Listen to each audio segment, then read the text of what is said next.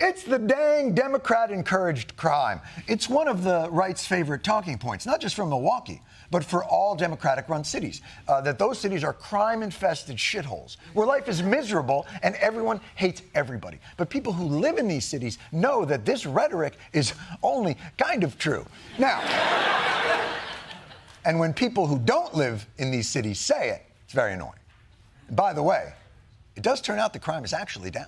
That's occasional host of The Daily Show and former funny man Jon Stewart gaslighting his audience once again into ignoring what's right in front of their faces. Welcome to Nerk News, I'm Nerkish, and you've got to love how little Democrats seem to think of their base. Because so far they've lied about affordability in the economy, the crisis at the border, and now crime statistics. Let's see if you can spot the problem with what old John Leibowitz is saying here. The FBI reporting the nation's violent crime rate has dropped dramatically this year. Overall violent crime down 15% from last year. Murders down 26%. By every national metric, crime is down.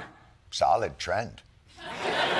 Crime is down. It's all a misunderstanding. But now that the FBI numbers are out, I'm sure that the right-wing media will adjust accordingly. Quality of life is not captured in any of the FBI numbers. And if you live in a blue city, walk outside and use your eyes.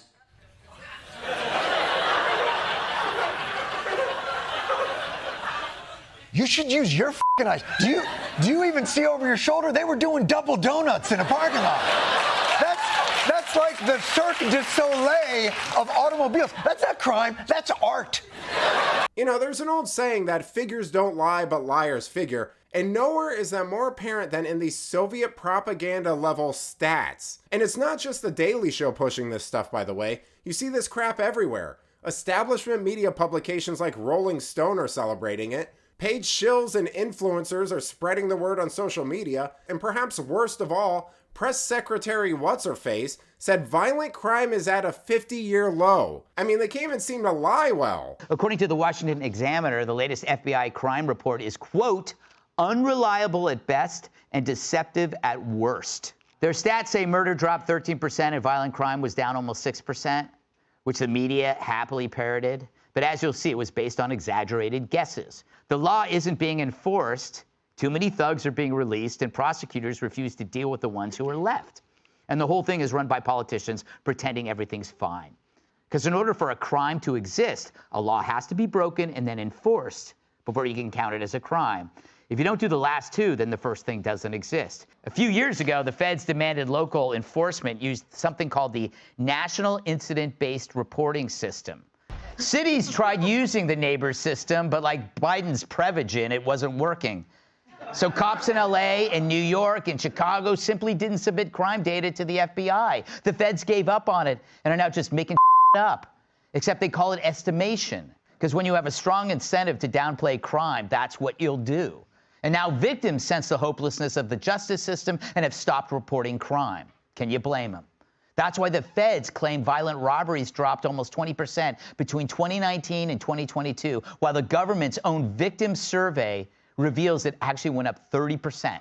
So actual crime isn't dropping at all. It's just that fewer crimes are being reported.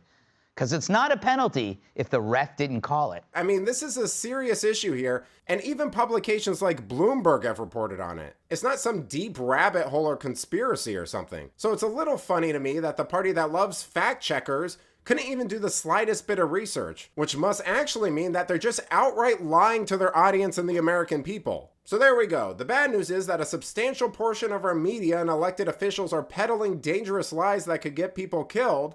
But the good news is that they're really bad at doing it, and it's all easily debunked. So there's that. But let me know what you think. Do you trust the FBI crime stats? Let me know in the comments, and if you enjoyed this video, please give it a like and subscribe to the channel. The stuff really does help us out. Until then, this has been Nerk News. Thanks for watching. Bye!